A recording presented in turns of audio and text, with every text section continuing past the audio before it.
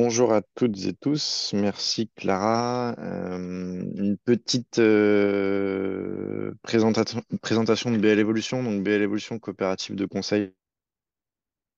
On accompagne des entreprises et des collectivités, notamment sur le sujet de la mobilité, mais pas que. Donc aujourd'hui, on va beaucoup parler de vélo. Ça occupe pas mal au sein de BL Evolution. On est une équipe d'une vingtaine de personnes qui travaillent sur ce sujet et ça va de la planification stratégique jusqu'à des missions d'accompagnement très opérationnelles à la réalisation d'aménagements. Et le contenu qu'on va vous présenter aujourd'hui, il s'inscrit dans une série de publications qu'on a pu réaliser sur le sujet et notamment également une autre webconf qu'on a pu animer avec la PCC sur l'impact environnemental des aménagements cyclables il y a quelques années maintenant et on vous remettra à la fin de la présentation l'ensemble de ces références.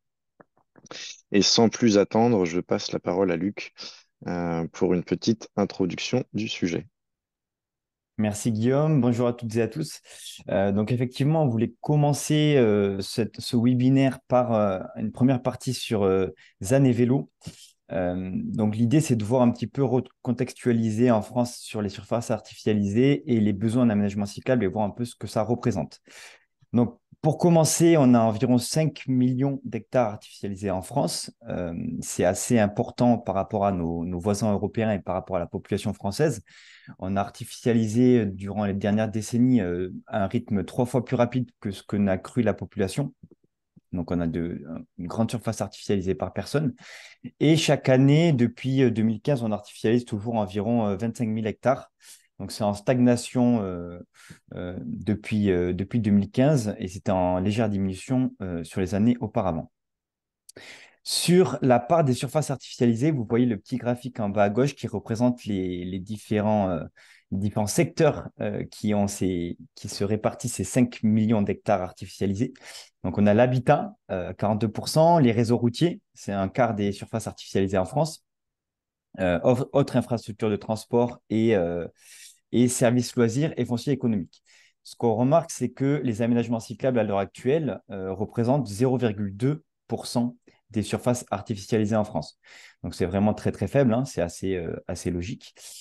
Mais c'est quand même un chiffre à avoir en tête. Guillaume, tu peux peut-être passer. Effectivement, on voulait aussi recontextualiser. Aujourd'hui, l'habitat représente environ 40% des surfaces artificialisées. Mais par contre, sur les 10 dernières années, on voit que c'est la source principale du flux d'artificialisation, puisque c'est 65% des surfaces artificialisées annuelles sur les dernières décennies.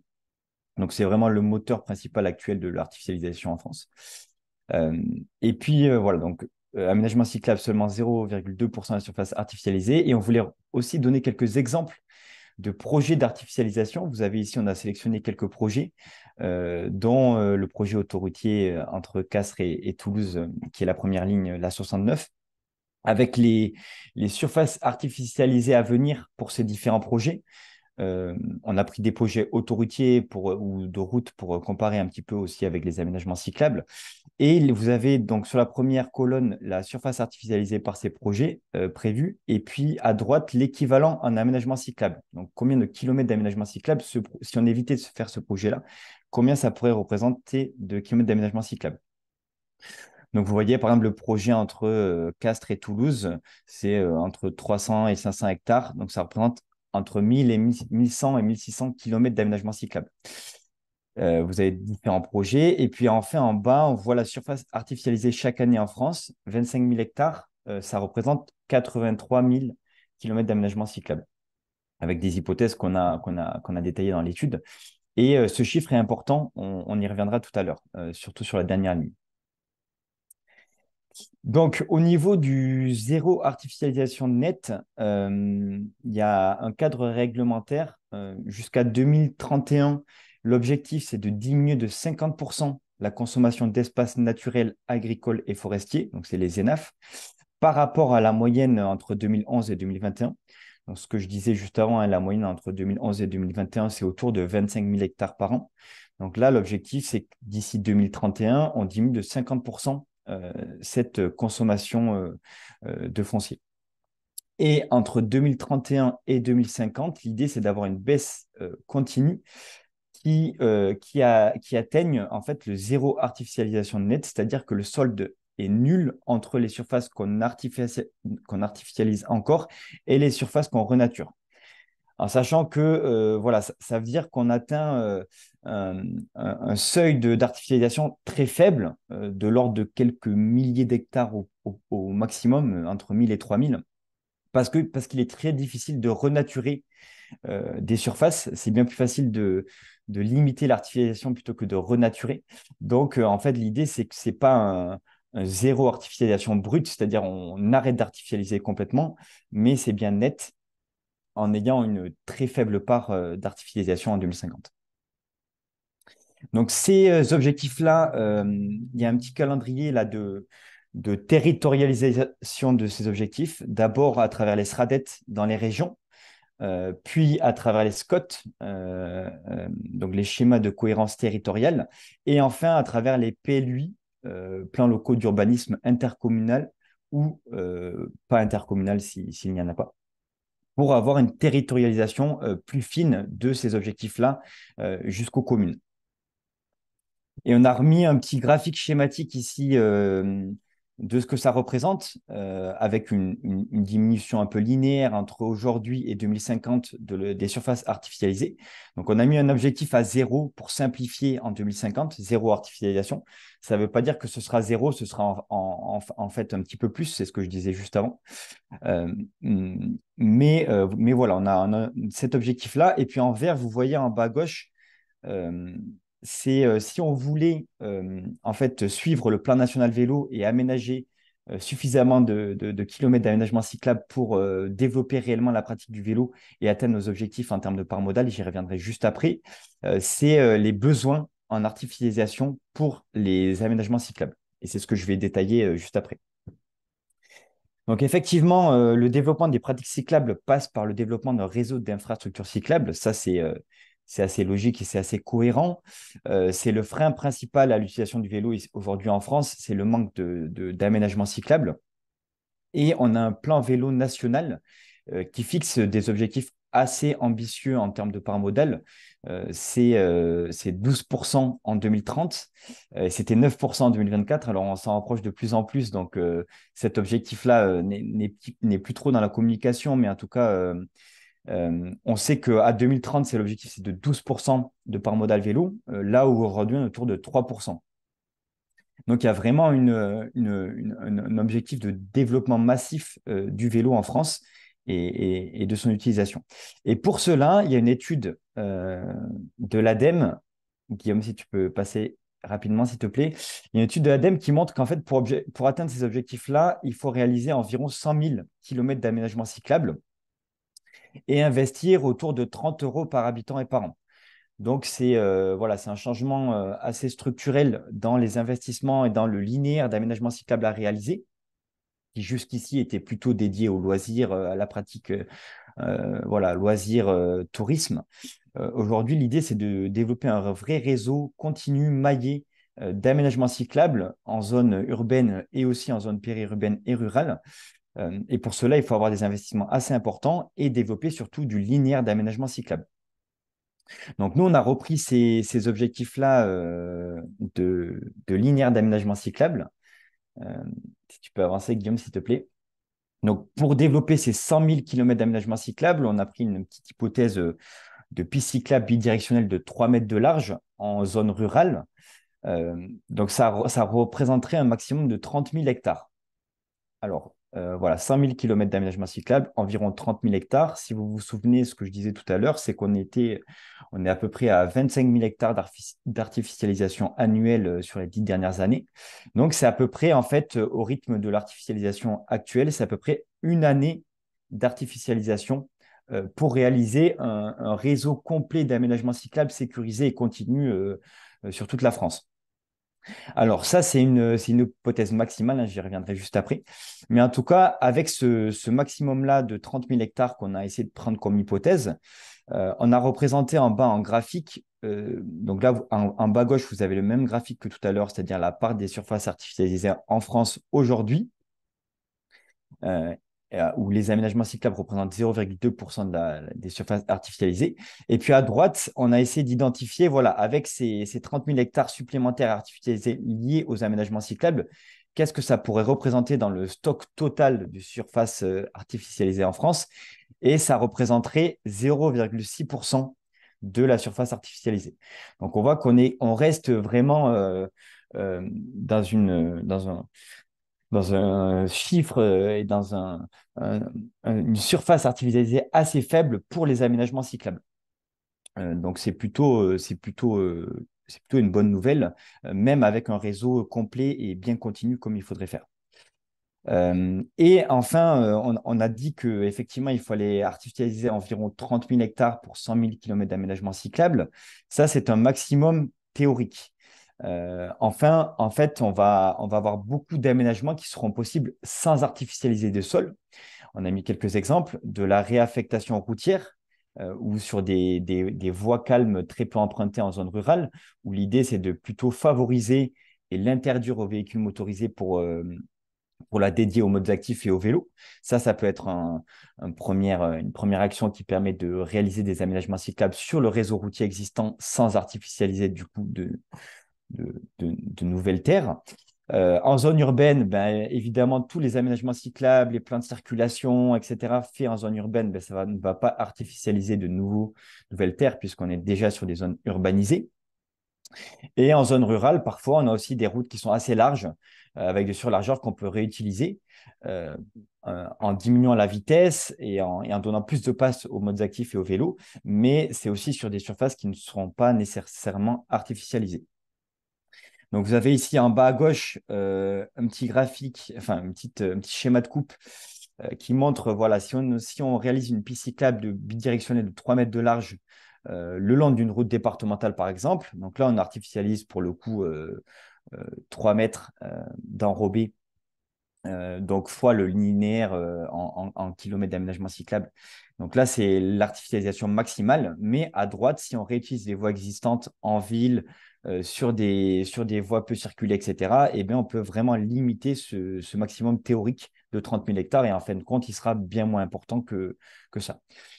Et enfin, pour faire la transition vers ce que Guillaume va vous raconter dans la suite, ça, c'est un calcul physique, euh, donc de calcul théorique, on va dire, qui est assez différent de l'interprétation actuelle des textes du zéro artificialisation net que Guillaume va vous décrire juste après.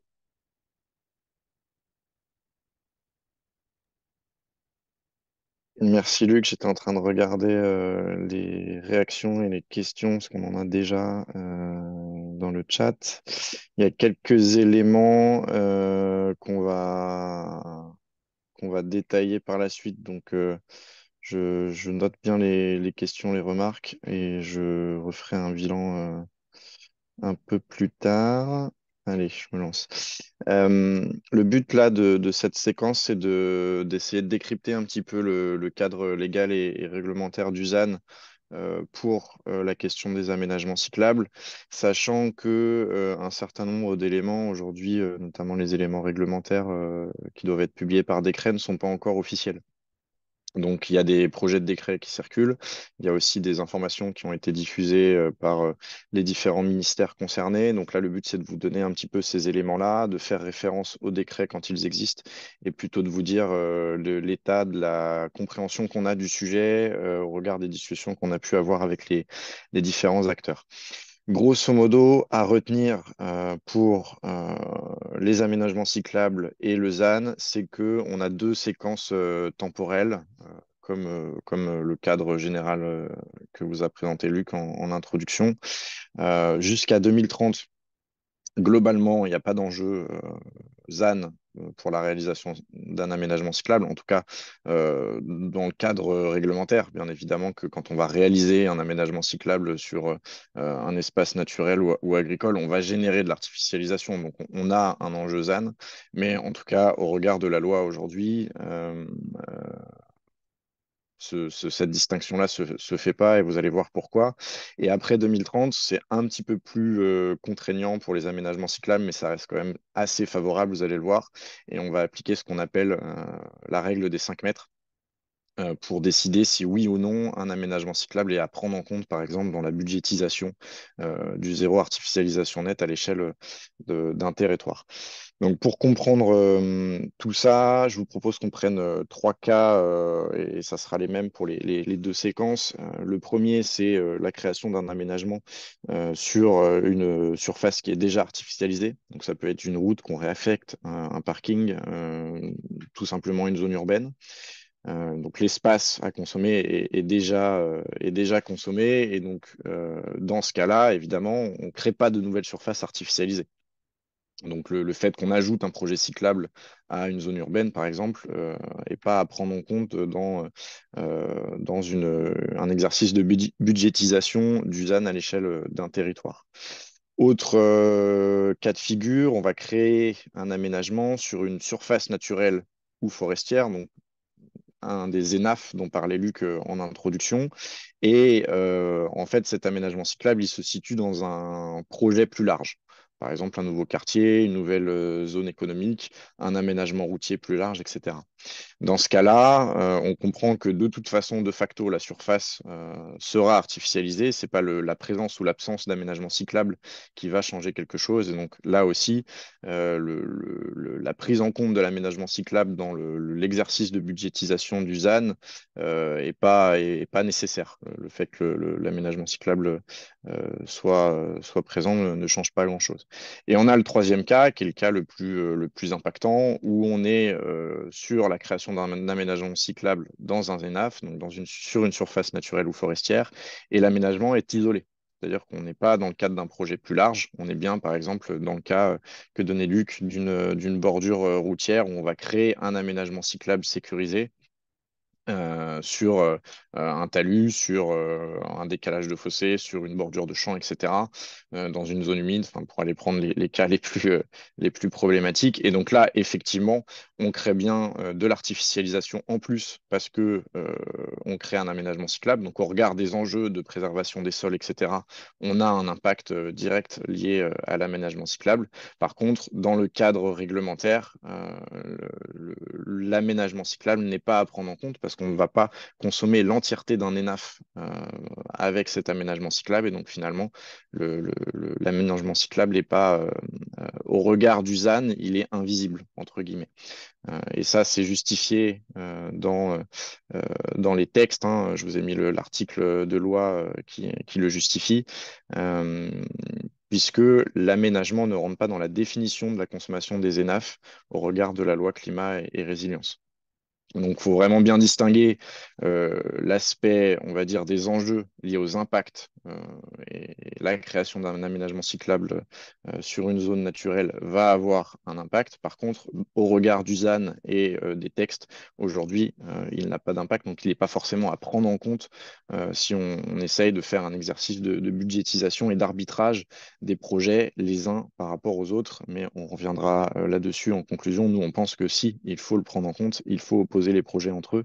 Et justement, le ZAN impose au territoire de faire des choix et c'est intéressant de se dire qu'on va plutôt prioriser des aménagements cyclables plutôt que d'autres projets. Donc ça, c'est le cadre avant 2030. Après 2030, donc à partir de 2031, on est sur la même logique. Enfin, j'ai repris la même logique avec ces trois configurations. Dans le premier cas, il y a pas de changement, hein. On est sur une surface déjà artificialisée. On transforme une route existante en aménagement cyclable. Bon, soit, on ne crée pas d'artificialisation. Dans le deuxième cas, on crée un aménagement cyclable dans une surface artificialisée plus large. Là aussi, enfin, on a un impact lié au projet global, mais le fait qu'on y ajoute un ou pas un aménagement cyclable n'a pas d'impact. Et la situation devient différente quand on crée un aménagement cyclable sur une surface naturelle ou forestière, sur un ENAP, de façon isolée. Et là, ce qui se dégage pour l'instant, c'est cette fameuse règle des 5 mètres dont je vous parlais tout à l'heure, c'est-à-dire que si la largeur de l'enrobé, donc la surface circulable artificialisée, et on considère vraiment la question on va dire de l'espace circulé est inférieur, pardon, à 5 mètres en largeur, dans ce cas-là, le projet n'est pas à prendre en compte dans le cadre d'une budgétisation et dans le cadre du ZAN. Par contre, au-delà de 5 mètres, la surface est à prendre en compte. Et ça s'explique par des critères et des seuils retenu en termes de quantification des zones artificialisées et dans la manière dont on va compter ces espaces à partir de 2031. Et je vais essayer de revenir un petit peu dessus, d'essayer de comprendre pourquoi on a retenu cette règle des 5 mètres et de poser un petit peu en prospective les enjeux que ça suppose, en tout cas de notre point de vue. Donc déjà, pour repréciser un peu ces éléments, on a un décret qui précise les 8 catégories de surface à comptabiliser comme artificialisées ou non artificialisées à partir de 2031. Donc je vous ai encadré en rouge les 3 types de surfaces qui sont entre guillemets concernés par les différents projets que j'ai présentés précédemment. À ce stade, le décret précise pas si enfin, précise pas grand-chose au-delà de ces types de surfaces. Ce qu'il faut aller creuser, c'est un arrêté ministériel qui doit être publié. À l'heure actuelle, il est pas encore publié, mais ce qui nous a été dit, notamment par les différents ministères, c'est que, grosso modo, pour faire le décompte des surfaces artificialisées, on va utiliser des outils de cartographie, donc des outils SIG, qui aujourd'hui sont limités en termes de granulométrie et ne permettent pas d'identifier des objets linéaires de moins de 5 mètres. Donc, grosso modo, une route, un aménagement cyclable, un trottoir, etc. Si la largeur est inférieure à 5 mètres, il ne sera pas détecté par les outils. Et donc, aujourd'hui, c'est ce critère de 5 mètres qui a été retenu pour préciser si un aménagement linéaire devait être pris en compte ou pas dans l'exercice de comptabilisation des surfaces artificialisées au-delà de 2031. Donc le décret, enfin le papier est encore en cours de rédaction et de précision. En tout cas, c'est ce qui nous a été spécifié il y a quelques temps. Donc on comprend là que ce critère de 5 mètres, c'est un critère technique. C'est certes un choix politique de s'appuyer sur ce critère technique, mais qu'aujourd'hui, en fait, c'est presque l'outil qui a défini la spécificité, même si il nous a bien été rappelé hein, que l'objectif de la loi ZAN n'est pas de mettre une contrainte spécifique sur les aménagements cyclables et qu'en fait, ce critère-là est plutôt bienvenu. Néanmoins, on peut s'interroger sur le fait que ces critères techniques, un jour, puissent évoluer. Et notamment, on a des technologies aujourd'hui de lidar, donc de radar ou de photos aériennes à très haute résolution qui sont en cours de déploiement, voire déjà déployées à l'échelle nationale, et qui permettraient assez facilement d'abaisser ce seuil si on en a la volonté politique. Donc voilà, c'est une petite question en suspens dans les années à venir, c'est de bien surveiller en fait le détail des différents décrets et arrêtés qui préciseront ces méthodes d'évaluation, puisque aujourd'hui, la simple spécificité technique ne saurait pas être le critère de résolution de cette problématique. Ensuite, pour anticiper d'éventuelles questions, quand on parle de largeur, on parle spécifiquement de la bande de roulement et donc de la couche imperméable. Et c'est cette couche-là qui est à prendre en compte dans cette règle des 5 mètres. Si on a un aménagement cyclable qui est, on va dire, en prenant en compte un éventuel fossé, des haies, donc des choses où on intervient quand même sur l'espace naturel ou agricole, euh, si cette largeur totale de l'aménagement est supérieure à 5 mètres, on va vraiment regarder uniquement la couche de roulement et la couche imperméable, qu'elle soit stabilisée ou enrobée. Donc, c'est vraiment important, hein, puisqu'en fait, c'est ce qui va faire que la plupart des aménagements cyclables seront exclus de cette comptabilisation. Parce qu'aujourd'hui, penser un aménagement cyclable en zone rurale isolée avec une largeur de plus de 5 mètres pour la bande de roulement, ça paraît peu probable. En tout cas, ce n'est pas les largeurs qui sont recommandées aujourd'hui par le CEREMA et d'autres. Et au regard des flux d'usagers à ces endroits-là, ça paraît peu intéressant d'aller chercher des largeurs supérieures à 5 mètres. En zone urbaine, on peut s'interroger hein, sur des largeurs d'aménagement cyclable de cette taille-là, parce on commence à avoir des flux dans certaines métropoles qui le nécessitent, avec des usagers qui circulent à des vitesses différentes. On a le cas des voies vertes, évidemment, où on partage aussi l'espace avec d'autres usages type piéton, type roller, skate, voire chevaux, etc. Donc il y a forcément ça, mais 5 mètres, ça reste une largeur assez confortable pour faire des choses. Et donc aujourd'hui, nous, le message qu'on retient de ce cadre réglementaire, c'est de dire concrètement, l'aménagement cyclable n'est pas à prendre en compte dans un exercice de comptabilisation lié au zéro artificialisation nette. Voilà. Alors là, je pense qu'on peut faire une petite pause et regarder les questions. Luc, je ne sais pas si tu as déjà fait un petit tri.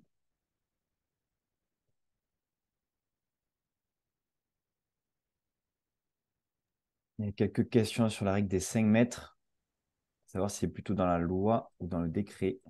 C'est dans le décret. C'est même plutôt dans l'arrêté, en fait, qu'on attend, qui n'existe pas aujourd'hui.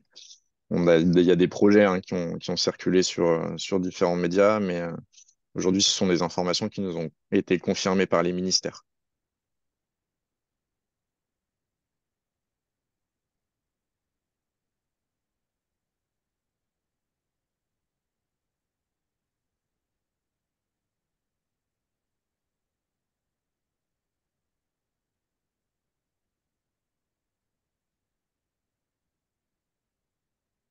Après, on a une question sur le type de revêtement.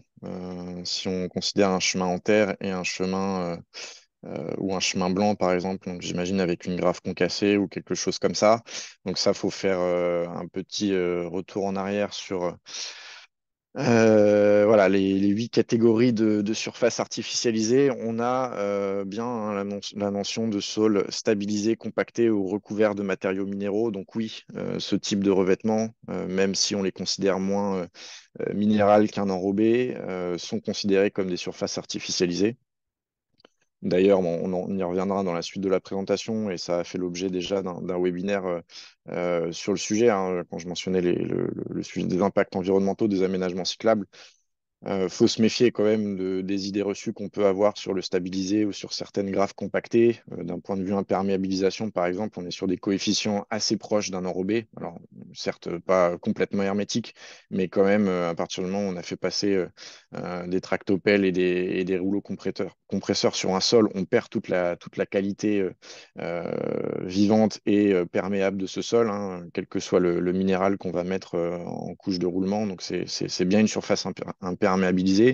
Et au regard des enjeux d'artificialisation, quand on transforme un espace naturel ou un espace agricole en chemin blanc, on a quand même un impact significatif sur la qualité de ce sol et sur tous les impacts indirects ou directs qu'il peut y avoir liés à l'artificialisation. Alors, il y avait une remarque dans le chat de Quentin Coulombier, euh, qui est dans un EPCI plutôt rural, avec des quotas d'urbanisation qui ont déjà été calculés et fléchés vers des projets d'habitat et économiques, et qui remplissent déjà l'intégralité de l'enveloppe d'artificialisation jusqu'en 2031. Et donc, la longueur des pistes cyclables à créer sur le territoire fait monter à plusieurs hectares le besoin pour les aménagements cyclables. Et donc, il disait, on est loin des 0,6% de surface artificialisée, plutôt de l'ordre de 10% sur la communauté de communes rurales. Effectivement, alors là, il y a une petite différence, une petite nuance entre le flux et le stock. En fait, le 0,6%, 0,6%, c'est sur le stock. Donc, c'est par rapport à toute la surface déjà artificialisée jusqu'ici sur le territoire. Donc, on prend en compte aussi tous les habitats existants, toutes les routes existantes, etc. Et là, je pense que même les aménagements cyclables, si vous comptabilisez tous les aménagements cyclables que vous devez faire et que vous rapportez ça à toute la surface déjà artificialisée, on sera plutôt de l'ordre de 1% au moins. Par contre, effectivement, les besoins en termes de flux, vous dites que c'est de l'ordre de 10% de l'enveloppe d'artificialisation, c'est plutôt vrai. C'est l'ordre de grandeur actuellement qu'on avait calculé avec Guillaume, c'est autour de 10% ou un petit peu moins. C'est-à-dire qu'il faudrait réserver effectivement une enveloppe d'artificialisation pour les aménagements cyclables, qui est quand même pas négligeable, qu'il faudrait prendre en compte et qu'il faudrait aussi décider entre les projets d'habitat, les projets économiques et les projets de mobilité active. Donc après, ce que vient de dire Guillaume, c'est que là, pour l'instant, ce n'était pas forcément pris en compte. Peut-être que ça évoluera dans le futur. Mais effectivement, il y a une petite nuance entre les flux et les stocks. Ensuite, j'ai quelques questions. Alors, effectivement, sur les délais de prise en compte de la loi ZAN dans les territoires et dans les différents documents de planification, que ce soit les SRADET, les SCOT et les PLU, effectivement, ces délais ont changé. Donc, ils ont été reprécisés par Marie-Laure Bernard. Merci à elle. On est sur un décalage, hein, grosso modo, à 2024 pour les SRADET, à 2026 et 2027 pour les SCOT et 2027-2028 pour les PLU. Ensuite, on nous demande est-ce qu'il y a une définition plus précise de ce que c'est qu'un aménagement isolé? Alors non, pardon, enfin ça c'est vraiment notre vocable hein, dans le cadre de cette présentation, c'est d'imaginer un aménagement isolé pour essayer d'en donner une définition, mais qui rentre aujourd'hui pas dans un texte ou dans un cadre précis d'un point de vue réglementaire. C'est de se dire on réalise un aménagement en dehors d'une zone déjà artificialisée, donc en dehors d'une zone urbaine par exemple, en dehors d'un aménagement routier existant, etc. Ou en bordure d'un aménagement routier existant, mais en tout cas pas sur l'aménagement qui existe déjà. Donc c'est vraiment de se dire un aménagement isolé, c'est un aménagement qui va consommer du foncier, euh, notamment dans un espace naturel et forestier, puisque agricole ou forestier, puisque c'est le sujet de ce ZAN. La surface est-elle considérée comme artificialisée si elle est constituée en matériaux poreux pour infiltrer les eaux pluviales, exemple enrobé poreux sous une couche de grave? Alors oui, au regard de ce que je vous affiche là. Alors les textes ne vont pas dans ces niveaux de détail-là. Donc après, il y aura également des interprétations juridiques à avoir sur ces différents textes. Et évidemment, les textes n'étant pas tous publiés, on n'a pas encore l'occasion d'avoir les différentes jurisprudences sur les cas concrets qui se poseront par la suite. En tout cas, dans l'esprit, selon moi, oui. Enfin, c'est-à-dire que quand on prend un espace naturel agricole ou forestier et qu'on y met une structure de voie, une couche de grave et un enrobé, qui soit poreux ou pas, on est sur un processus d'artificialisation qui détériore la qualité du sol. Et puisque ça nous a été également posé, hein, pour préciser la différence entre imperméabilisation et artificialisation, dans le cadre de la loi, l'artificialisation, c'est ce qui entraîne une perte de la qualité du sol et de ses fonctions. Alors, l'imperméabilisation, plutôt la perméabilité aux eaux pluviales, c'est une des fonctions des sols qui va être perdue par l'artificialisation, mais il n'y a pas que celle-là, hein. Il y a la question du stockage carbone, il y a la question de la valeur productive d'un point de vue agricole, les questions de biodiversité, etc. Là, on résume, enfin, on fait souvent l'amalgame entre imperméabilisation et artificialisation, mais il faut bien remettre ça effectivement dans un contexte un petit peu plus large et des impacts un petit peu plus, on va dire, systémiques. Ouais. Ah oui, on a une question sur est-ce qu'un muret séparateur, donc qui serait placé, si je comprends bien, entre une voirie et un aménagement cyclable, rentre dans la comptabilité et dans cette règle des 5 mètres. Là aussi, alors la question n'a pas été posée aussi spécifiquement au ministère lors de nos échanges, mais de ce que je comprends, oui. C'est-à-dire que c'est l'ensemble des objets linéaires qui sont à prendre en compte, qui constituent une minéralisation. Donc, dans le cadre d'un muret, oui. Si on vient plutôt mettre une haie bocagère, euh, non.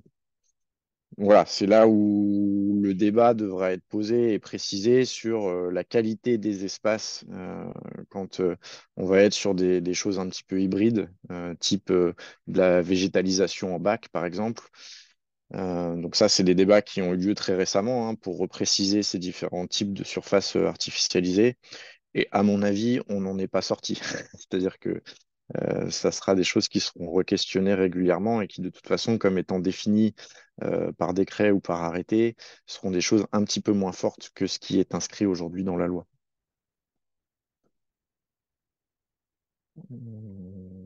Ok. Donc, il y avait une autre question sur le fait que le revêtement pour le roulement soit perméable. Donc, je considère que j'y ai répondu en spécifiant que ça implique, enfin, ça change rien d'un point de vue de l'artificialisation, même si ça a des intérêts par ailleurs. Bon, la question de la perméabilité des, des aménagements cyclables, pour moi, elle est à questionner parce qu'en fait, on calque souvent une logique très routière liée à l'écoulement des eaux pluviales sur un aménagement qui n'a pas forcément les mêmes caractéristiques. C'est beaucoup plus simple de faire de la gestion in situ, même en bordure, c'est-à-dire favoriser un écoulement sur les bords de l'aménagement et avoir par exemple une tranchée drainante ou quelque chose comme ça. Et puis, de toute façon, on est sur des eaux qui sont beaucoup moins chargées en polluants, que ce soit des polluants liés à la combustion des véhicules motorisés ou pneumatiques. Sur des aménagements cyclables, ce niveau de charge est beaucoup plus faible. Donc, en fait, se poser les mêmes questions et se tordre la tête en 45 pour créer des aménagements qui soient percolants, enfin, perméables aux écoulements, ce qui va poser des contraintes techniques hein, sur la qualité de la structure de voie, sur l'entretien, sur simplement le coût que ça va avoir pour l'aménageur. Voilà, faut vraiment regarder dans quel contexte on se situe. Si on est en bordure d'une voirie classique, c'est intéressant d'avoir cette gestion des eaux pluviales parce que voilà, on peut avoir des eaux qui sont chargées. Si on est dans le cadre d'un aménagement dit entre guillemets isolé, bon, voilà, faut questionner un petit peu ça et à mon avis, c'est pas l'enjeu. Enfin, il y a assez peu d'enjeux finalement de gestion des eaux pluviales sur un aménagement cyclable, du fait que les largeurs soient plus faibles, du fait que ces eaux ne soient pas chargées, etc. La règle des 5 mètres s'applique-t-elle sur l'aménagement global ou uniquement sur l'élargissement pour la voie cyclable, donc dans le cadre d'un aménagement créé le long d'une route? Bah là, tout dépend de ce dont on parle. C'est-à-dire que si on parle de la création d'une route et d'un aménagement cyclable juxtaposé, on va dépasser a priori la règle des 5 mètres. Et donc oui, la règle s'applique. Si on considère la création d'un aménagement cyclable en bordure d'une route existante, là, la règle s'applique pas, enfin, elle s'applique mais différemment, c'est-à-dire qu'on va considérer uniquement la surface artificialisée qu'on rajoute au projet. Donc, donc si on a fait, en gros, si on fait en coup par coup, on va compter uniquement la route. Si cette route a déjà été faite avant 2030, bah, de toute façon, elle n'est pas à prendre en compte avec ce facteur-là. Et si elle est réalisée après, oui. Mais si on rajoute juste l'aménagement cyclable, si l'aménagement cyclable, si la bande de roulement de l'aménagement cyclable fait moins de 5 mètres, on ne va pas le prendre en compte.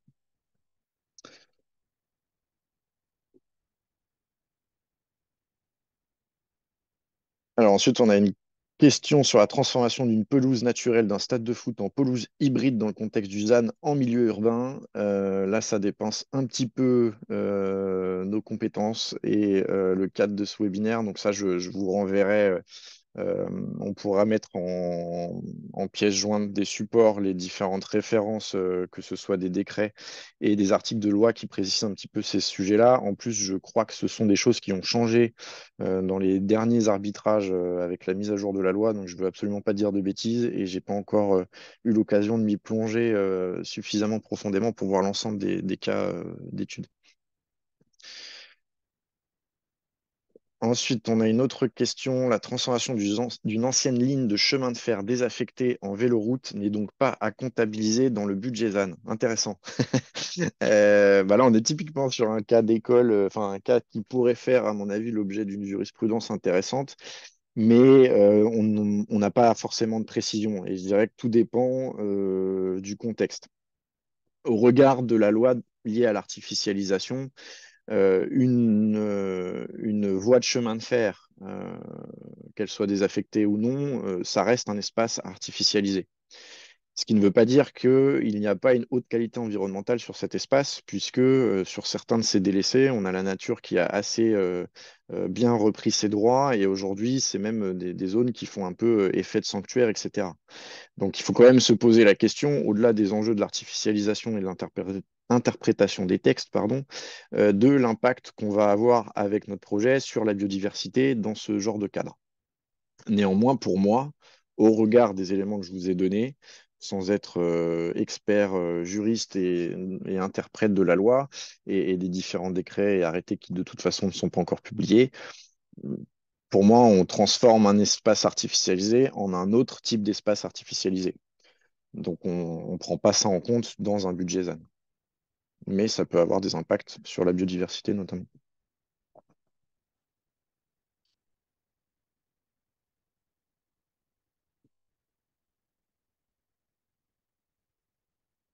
Ensuite, on a une autre question pour une ancienne route départementale ou un chemin vicinal, donc on pourrait prendre une route communale, etc., presque plus utilisée. La réserver au vélo la fait-elle rentrer dans le calcul? Eh ben non. Et c'est un peu la suite de notre présentation, c'est que ça, c'est le meilleur moyen pour répondre aux enjeux ZAN et pour construire une politique cyclable, c'est d'aller chercher des aménagements sur des espaces qui sont déjà artificialisés. Donc en zone urbaine, c'est très simple, puisqu'on va considérer que l'ensemble de l'espace est artificialisé.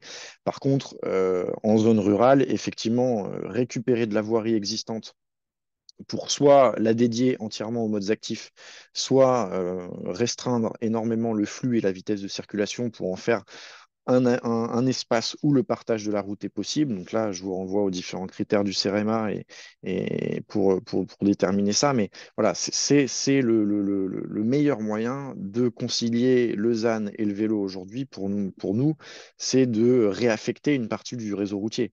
Aujourd'hui, on a 1 million de kilomètres de voirie routière en France. Se dire qu'on y réserve 10% pour les modes actifs, ça paraît pas complètement impossible, ça paraît pas complètement déconnant. Par contre, il faut que ça se fasse de manière intelligente, c'est-à-dire qu'il ne faut pas que ça crée un réseau cyclable où on va entraîner des parcours complètement alambiqués qui rallongent très largement les temps de parcours pour les usagers. On cherche quand même à rendre ce réseau attractif, puisque le but, c'est quand même de générer du report modal, donc d'avoir des gens qui progressivement changent de mode de déplacement et passent principalement de la voiture, par exemple, au vélo, dans le cas qui nous concerne. Et donc, si on rend l'aménagement peu attractif, parce que finalement, le trajet est beaucoup plus long, surtout qu'on est sur un mode actif, donc même avec assistance, on a quand même un effort physique à produire, etc. Voilà, c'est pas forcément intéressant. Par contre, si on a des chemins qui sont directs, qui sont effectivement sécurisés parce que très peu de circulation, etc., c'est super intéressant de les dédier aux modes actifs ou en tout cas de les flécher vers les modes actifs. Et on reviendra sur ces questions-là. Et ensuite, une dernière question. Si on élargit une route pour faire des bandes cyclables sur une route existante, donc 2 fois 3 mètres de chaque côté, est-ce que ça à prendre en compte dans le ZAN? Euh, et bah, c'est une bonne question, notamment parce que vous allez faire deux objets linéaires de 3 mètres chacun, et je n'ai pas la réponse à ce jour. Je n'ai pas la réponse à ce jour. Donc, dans le cadre des textes, aujourd'hui, je ne sais pas. Euh, sur le fond, oui. C'est-à-dire que sur le fond, vous allez créer de l'artificialisation. Donc, en bonne, on va dire, en bonne intelligence, je serais d'avis de le prendre en compte. Même si, même si les largeurs sont faibles. De toute façon, hein, enfin, on anticipe un petit peu sur les messages qu'on voulait passer en conclusion, mais nous, on pense que enlever le vélo du budget ZAN, c'est une mauvaise idée parce que c'est sortir le territoire de la situation où il doit faire des choix. Et qu'aujourd'hui, réaliser la transition écologique, c'est faire des choix, le ZAN, c'est faire des choix, et prioriser des aménagements cyclables sur d'autres projets, c'est une manière de faire la transition écologique. On ne fera pas la transition écologique en continuant d'un côté à faire les mêmes projets qu'avant, en y ajoutant une surcouche là d'aménagement cyclable, mais c'est valable pour les autres enjeux de la transition. Et donc, en fait, le ZAN pose le débat sur le territoire et à ce titre-là, il est assez intéressant de se dire on va réserver une partie de notre artificialisation pour se constituer un réseau d'aménagement cyclable. Et puis ensuite, on va faire tout ce qu'il faut pour que on constitue aussi une partie de ce réseau sans forcément artificialiser. Donc bon, voilà, la réponse, on va dire, du scientifique, c'est de dire oui, il faut le prendre en compte. Celle du juriste, c'est aujourd'hui, je ne sais pas. Ne faudrait-il pas d'abord s'interroger sur la largeur des chaussées destinées aux véhicules motorisés pour une partie des voiries avant de dire qu'on ne peut pas faire une infracyclable assez large à cause de l'artificialisation? Si, bien sûr. Dans de nombreux cas, on a des voiries qui sont soit déjà en une fois une voie suffisamment large pour faire quelque chose. On a aussi parfois des configurations de voies avec des deux fois deux voies, etc., où c'est pas compliqué et c'est pas faire peser non plus énormément d'impact sur les flux que de prendre une de ces voies motorisées pour réaliser un aménagement cyclable. Donc c'est clair, ça fait partie des premières questions à se poser avant de la création d'un aménagement. Et quand on parlait de réaffecter une partie de ces voiries, ça peut se faire soit sur l'ensemble de la largeur, mais aussi ponctuellement par l'exploitation de ces surlargeurs. On a énormément de cas de routes départementales, par exemple, qui ont été faits avec des gabarits plutôt de routes nationales. On n'a jamais changé de gabarit, etc. Et donc finalement, on a des délaissés routiers importants qui permettent de travailler et de faire des choses intéressantes, même si parfois ça demande quand même des travaux importants, hein, parce qu'il va falloir par exemple décaler ou élargir la structure de voie, etc. Et donc c'est pas juste travailler sur la bande de roulement ou sur le marquage ou sur une séparation entre les modes. Ok, j'ai l'impression, alors, j'ai fait le tour des questions, je ne sais pas si dans le chat j'ai d'autres réactions. Alors oui, il y avait des questions sur les différents choix de matériaux. Ça, effectivement, je vous renvoie à des travaux de la F3V ou qu'on a complété au sein de BL Evolution sur donc la fameuse étude impact environnemental des aménagements cyclables. Se méfier du stabilisé, notamment dans un cadre où on va regarder sur l'ensemble du cycle de vie. Déjà, on ne propose pas le même niveau de confort aux usagers, et donc il y a la question de l'attractivité de l'aménagement et du report modal dont je parlais tout à l'heure. Et ensuite, si on veut garantir quand même un niveau de roulement important, ça veut dire réaliser des entretiens réguliers, donc rapporter de la matière, avoir des engins de chantier qui reviennent régulièrement sur site, etc. Et donc tout ça fait que l'impact environnemental au global, il est à peu près équivalent, si ce n'est pire, en fonction des choix de matériaux entre un stabilisé et un enrobé. Donc l'enrobé, malgré, on va dire, son image très minérale, très artificielle, il a aussi des intérêts d'un point de vue environnemental si on se place dans un contexte un petit peu plus large sur l'ensemble du cycle de vie de l'aménagement.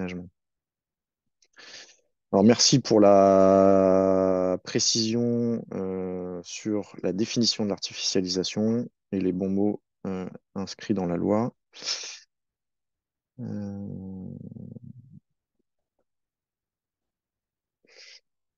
Ensuite, on a une question sur comment concilier le ZAN avec l'article L228-3 Code de l'environnement, donc, qui impose le maintien ou l'ajout de continuité cyclable en zone rurale à condition que l'itinéraire soit identifié dans un plan de mobilité, enfin dans le plan de mobilité du territoire. Là où en zone urbaine, c'est automatique, c'est-à-dire qu'à partir du moment où on fait des travaux de voirie d'entretien ou d'ajout de voirie en zone urbaine, on doit créer un aménagement cyclable. En zone rurale, c'est à condition que cet itinéraire soit identifié dans un plan de mobilité. Alors, comment concilier ça avec le ZAN? C'est une bonne question. Au regard des lots du cadre réglementaire, si l'aménagement fait moins de 5 mètres,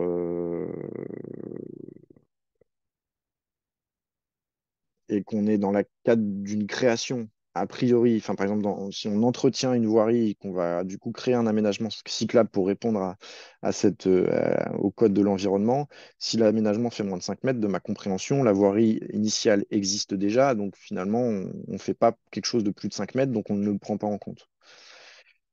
Euh, bon, c'est vraiment des cas un peu limites. De toute façon, le respect de l'article L228-3 du Code de l'environnement en zone rurale, ça pourrait faire l'objet d'un autre webinaire, tellement on a du mal ça fait partie des lois qu'on a du mal à respecter.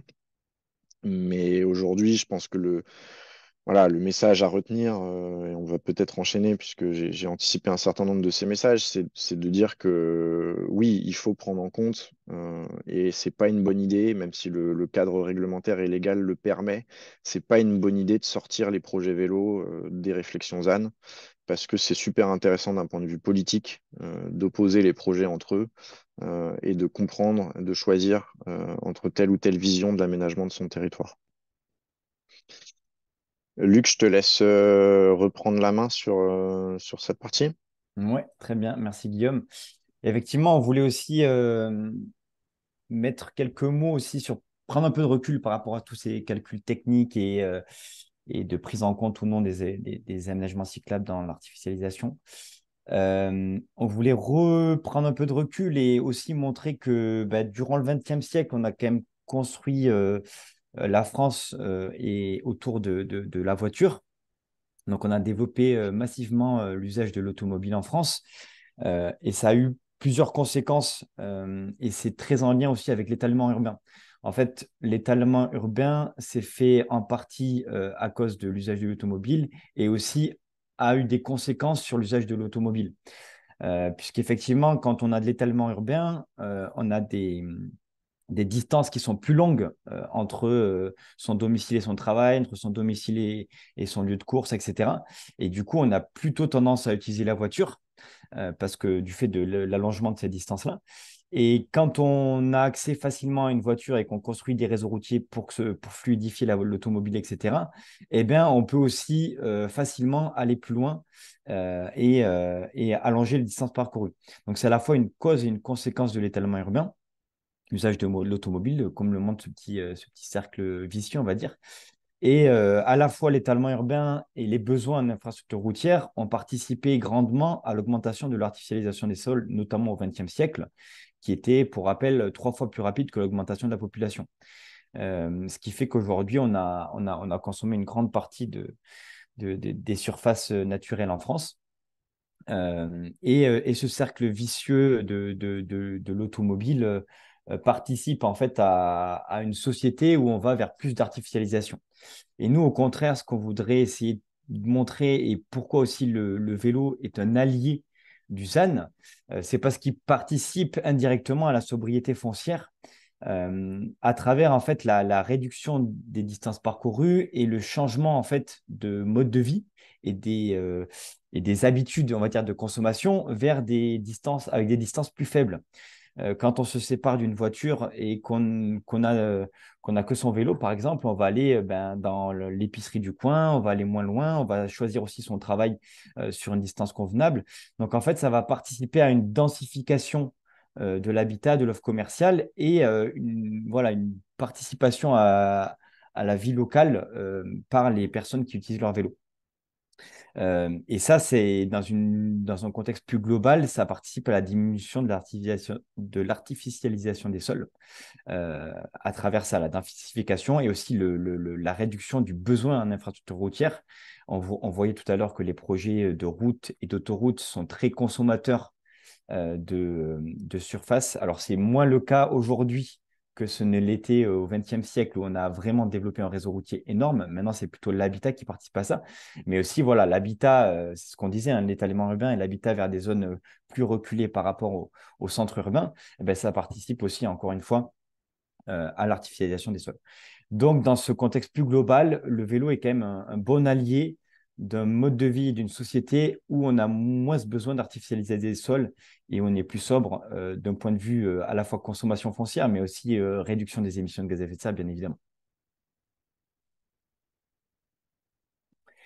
Et Guillaume, je te laisse la main sur les clés pour concilier ZAN et aménagement cyclable. T'as ton micro coupé. Ouais, merci. Ça va être rapide puisqu'en fait finalement c'est des éléments que j'ai déjà donnés hein, dans les différentes questions-réponses et donc pour certains on a anticipé ces sujets. On a essayé de réfléchir à un peu la boîte à outils pour répondre aux ânes en se dotant d'une politique d'aménagement cyclable ambitieuse. Le premier élément, ce que je vous disais tout à l'heure, hein, c'est de ne pas sortir les consommations foncières. Alors, bon, la loi et les textes nous disent de les sortir, mais plus de se dire, en fait, le ZAN est l'occasion de faire des choix politiques. Et donc, réserver une partie de ce budget ZAN pour faire des aménagements cyclables, c'est aussi une manière de faire un choix intéressant au regard de la transition écologique. On pourrait en fait derrière se dire pourquoi les énergies renouvelables ne sont pas exemptées du ZAN. Alors dans certains cas, en fait, elles le sont, mais voilà, en fait, avec cet argument, on peut réussir à peu près justifier tout et n'importe quoi. Et donc finalement, de se dire qu'il faut quand même mettre sur la table l'ensemble des projets et faire des choix, c'est super intéressant. Et on a assez peu finalement l'occasion de faire ça, à part d'un point de vue financier évidemment. Mais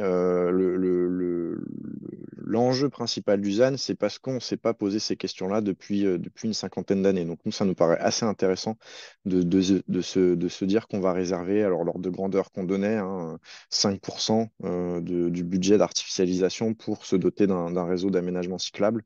Avec ça, on commence à faire des choses très sérieuses. Ensuite, le deuxième élément, c'est bah, ce qu'on s'est dit hein, sur tous les territoires où c'est possible, travailler sur un rééquilibrage de l'espace public, un réseau routier qui est aujourd'hui fortement dédié aux véhicules motorisés, mais qui compte un certain nombre de kilomètres qui sont exploitables pour le vélo. Donc ça, il y a un certain nombre de territoires qui sont fortement engagés là-dedans. C'est souvent, en tout cas nous, c'est ce qu'on constate hein, sur les territoires qu'on accompagne. C'est souvent des bonnes idées sur le papier qui ont du mal à passer à la moulinette de la réalité politique parce qu'on va changer des habitudes, on va générer des trajets plus longs pour certains automobilistes, on va devoir gérer une cohabitation, par exemple, avec des engins agricoles ou des riverains qui vont pas forcément bien comprendre les enjeux et l'intérêt que ça peut avoir pour le territoire de travailler sur ce réseau routier existant, mais c'est super intéressant quand même. On pense vraiment que c'est l'avenir hein, de notre réseau routier. Donc, si on veut créer du report modal, de toute façon, c'est qu'on veut aussi avoir un petit peu moins de véhicules motorisés. Et donc, si on a moins de véhicules motorisés, c'est logique que progressivement, on a moins de réseaux dédiés à ces véhicules motorisés. Maintenant, il y a quelques écueils à éviter hein, quand même. J'en ai parlé très rapidement, mais bien avoir en tête que le partage de la route, c'est un enjeu un peu complexe, voire impossible au regard des usagers les plus fragiles, qui sont les usagers des modes actifs, notamment du vélo. Que du coup, ce partage de la route, il peut se faire à condition qu'on soit sur des flux de trafic très faibles. Donc c'est le cas par exemple hein, des différentes véloroutes, mais même sur une véloroute, on peut difficilement se projeter en se disant qu'on va envoyer des collégiens ou des écoliers en autonomie sur une route qui est partagée avec des véhicules motorisés, même si le flux est faible, même si la vitesse de circulation autorisée est faible.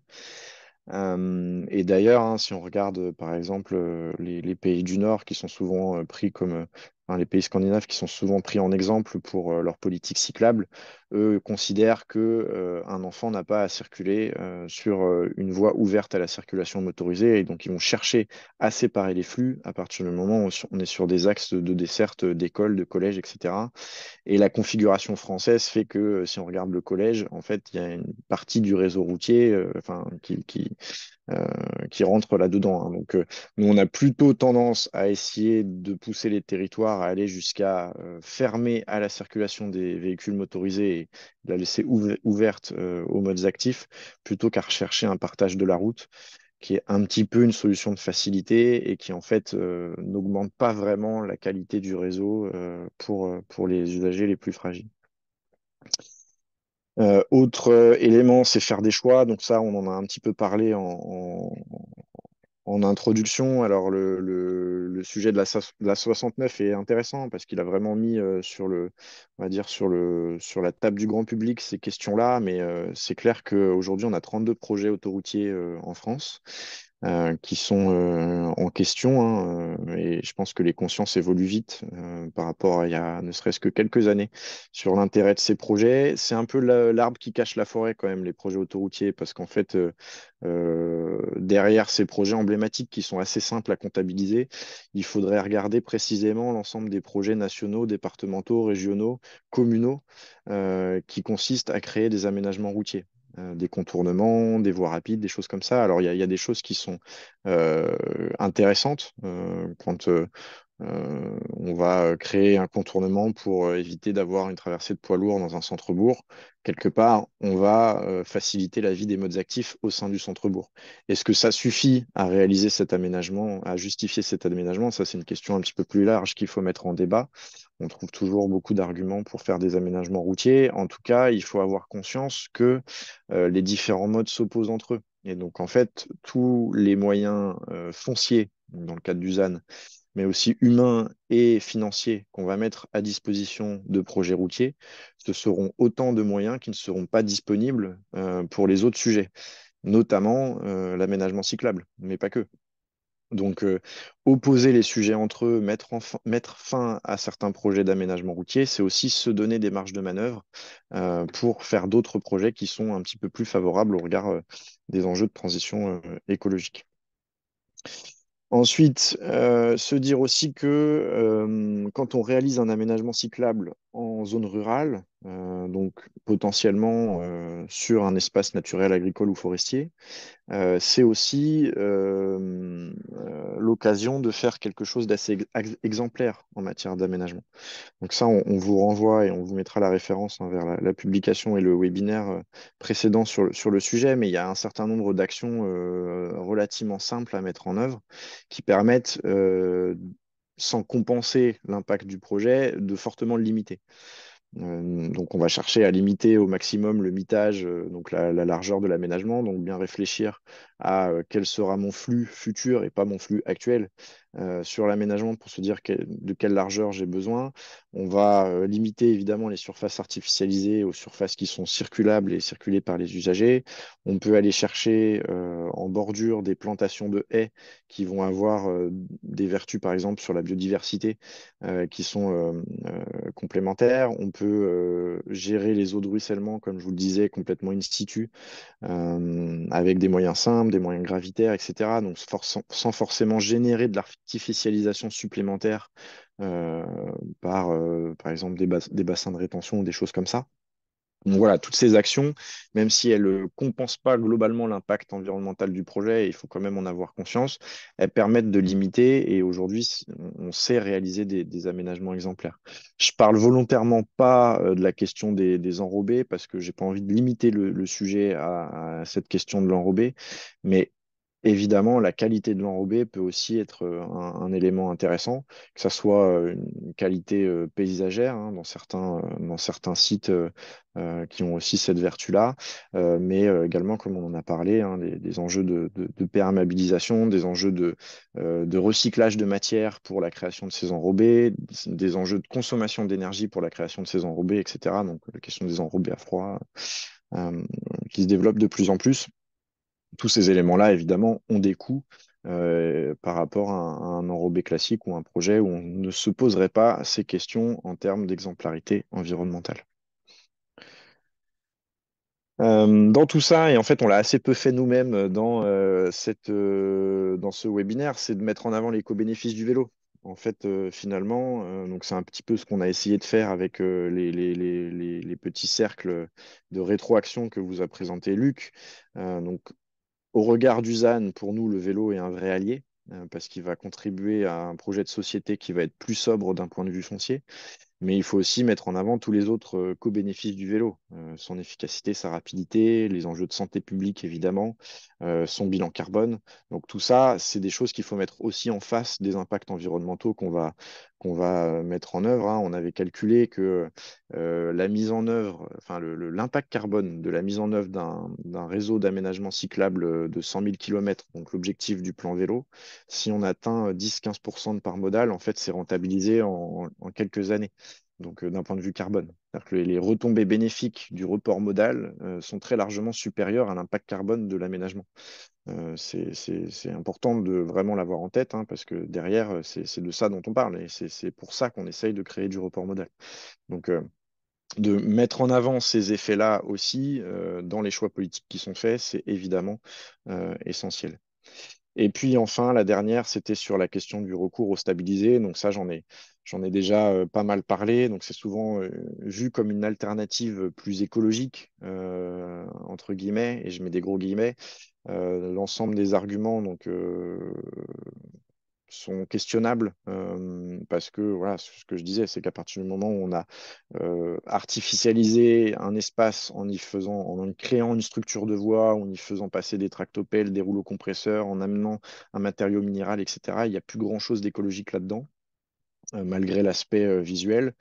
On a aujourd'hui des enrobés clairs qui peuvent reproduire des aspects assez proches du stabilisé et garantir des niveaux de confort et des niveaux d'entretien plus performants que le stabilisé. Donc c'est important de regarder ça, même si ça impose des coûts importants. Et sur l'aspect financier, le stabilisé est souvent aussi un piège, hein, puisqu'il va représenter un coût financier, un investissement assez faible, mais sur l'ensemble du cycle de vie de l'aménagement, si on veut garantir le même niveau de confort, donc pas avoir des gros trous, des rainures, etc., et ben, il va falloir amener de la matière, amener des engins, etc., régulièrement, voire tous les ans, hein, pour certaines voies vertes emblématiques. Et donc, bah, tout ça, ça a aussi des impacts financiers et ça fait que, euh, au-delà de l'aspect environnemental, sur le cycle de vie de l'aménagement, c'est pas forcément intéressant.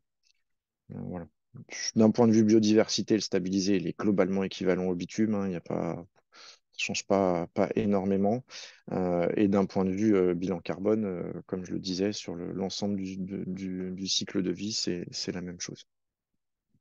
Donc voilà pour ces cyclés. Et donc en conclusion, il y a vraiment une dissociation à avoir entre les impacts environnementaux réels liés à l'artificialisation dans le cadre d'un projet d'aménagement cyclable et l'interprétation qu'on pourrait avoir des textes aujourd'hui.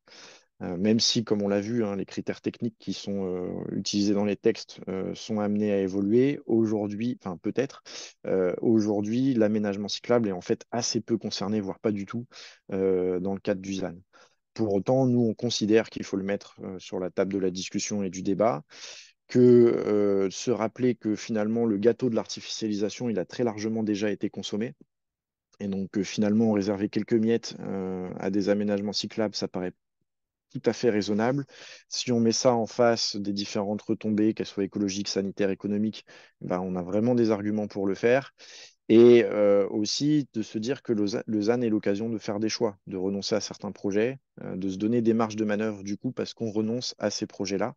Et partout où c'est possible, on a aussi matière à faire un aménagement cyclable, une politique cyclable sans générer d'artificialisation en réaffectant le réseau routier existant. Et ça, c'est vraiment le meilleur moyen pour répondre au zéro artificialisation nette aujourd'hui. Et le dernier message hein, qu'on a essayé de faire passer, c'est de vous dire que le vélo est un objet transformateur. Il transforme les modes de vie, il transforme les sociétés. Et on pense qu'il véhicule une société qui est beaucoup plus sobre d'un point de vue foncier. Et donc en cela, c'est un formidable allié du zéro artificialisation nette. Voilà pour les éléments qu'on voulait vous partager aujourd'hui. On vous a remis en fin de présentation les différentes publications sur lesquelles tout ça s'appuie. Donc deux publications papier, une sur le ZAN spécifiquement et une autre sur les impacts environnementaux des aménagements cyclables, où on revient sur les questions d'écoulement, les questions de biodiversité, etc.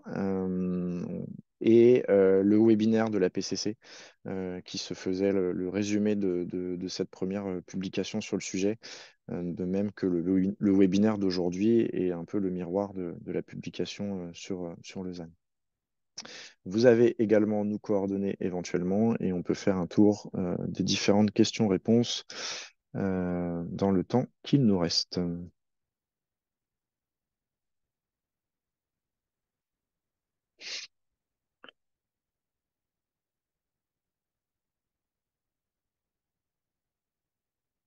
Alors, avez-vous des exemples de départements dans lesquels des routes ont été réaffectées exclusivement à l'usage du vélo?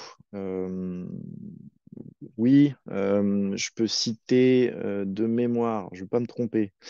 Luc, tu me corriges si je me trompe, mais de mémoire, il y a une expérimentation en cours du côté du Cotentin euh, sur une vision un peu globale de ce sujet-là. Ensuite, des exemples de voiries qui ont été réaffectées, j'en ai plusieurs en tête.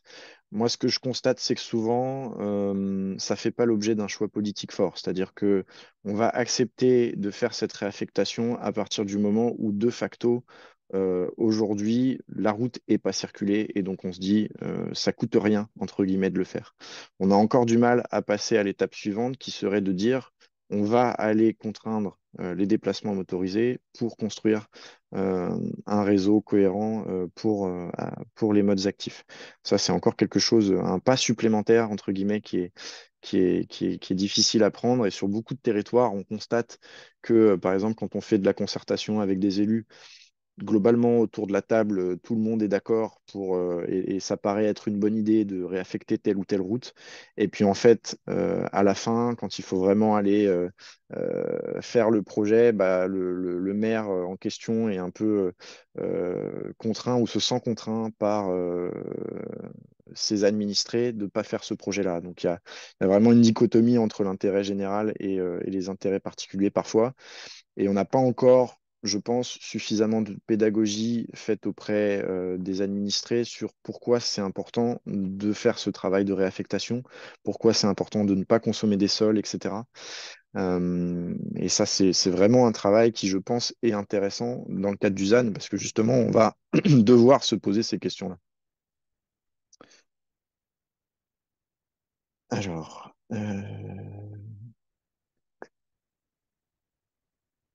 donc oui, on a un projet, il y a donc le Cotentin, il y a quelqu'un qui a précisé, merci Christelle Cubot, Saint-Sauveur village près de Coutances.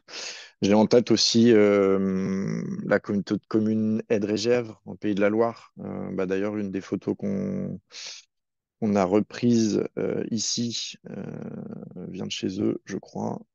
Voilà. Si je ne me trompe pas.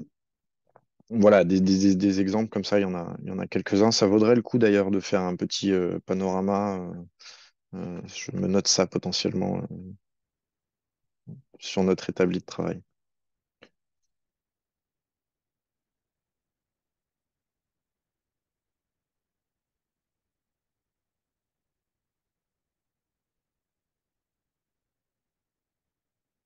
Alors oui, la présentation sera disponible. On va vous l'envoyer a priori avec le replay du webinaire.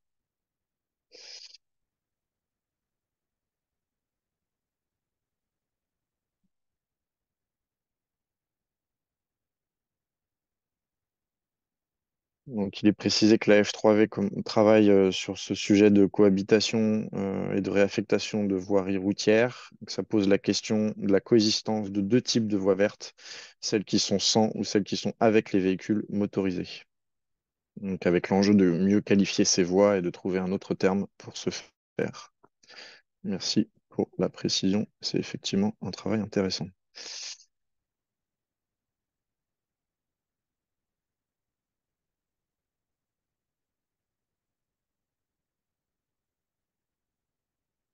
Luc, est-ce que tu vois d'autres questions? Je suis en train de remonter le film et sur lesquelles on aurait pu apporter des éléments. Non, bah, il y a des commentaires. S'il y a deux questions tout en haut, peut-être, mais c'est des questions un peu techniques. Ah oui, quand on nous parle de problèmes d'artificialisation à l'échelle d'un projet, est-il possible qu'il ne s'agisse pas spécifiquement de la loi ZAN, mais d'autres règles, PLU ou autres, qui demandent un budget à l'échelle du projet? C'est en milieu urbain, contexte de création d'un bus à haut niveau de service. Là, comme ça, je peux pas vous répondre. Déjà parce que ça sort un petit peu de mon domaine de compétences et qu'il me faut plus d'informations pour creuser ça. Désolé. Euh, ouais, je vais pas avoir beaucoup d'éléments à vous donner. Ensuite, on avait une question sur la vélo maritime. Ah, comment combattre les différents arguments? Euh, J'espère vous avoir donné quelques éléments. Après, voilà, le cœur de notre objectif là aujourd'hui, c'est pas de dire qu'il faut combattre le ZAN au nom du vélo. J'espère que vous n'avez pas retenu ça. Mais bien de se dire que le ZAN est intéressant parce qu'il va poser la question de la place du vélo sur un certain nombre, dans un certain nombre de territoires et pour un certain nombre de projets. Mais que maintenant, avoir bien conscience qu'on ne peut pas appliquer les raisonnements qu'on applique aux aménagements routiers au vélo, parce que le vélo est un objet différent, parce qu'il va impliquer des impacts beaucoup plus faibles et plus facilement gérables que l'échelle d'un aménagement routier classique. Bah, tout ça, tous ces arguments, vous les trouvez dans la publication que j'ai remis en fin de présentation. Je vais vous remettre là d'ailleurs.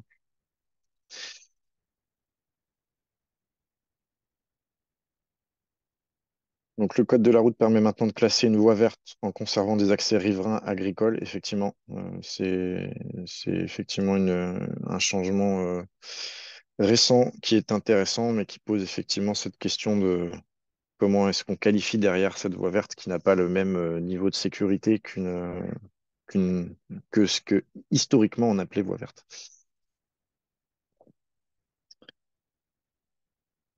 Tous les types d'enrobés se valent-ils pour la création d'une piste cyclable? Ça, je vous renvoie à la publication là, de juin 2021, les impacts environnementaux des aménagements cyclables. On a regardé une quinzaine de types d'enrobés. On a regardé leur cycle de vie et leurs impacts. Et est-ce qu'on a certaines références? Plutôt non. Enfin, voilà, je sais que plusieurs fournisseurs innovent sur ce sujet-là, certains depuis plusieurs années avec un bon niveau de recul, mais je saurais pas et je ne souhaiterais pas vous citer plus ou moins de marques de produits ou de références à conseiller.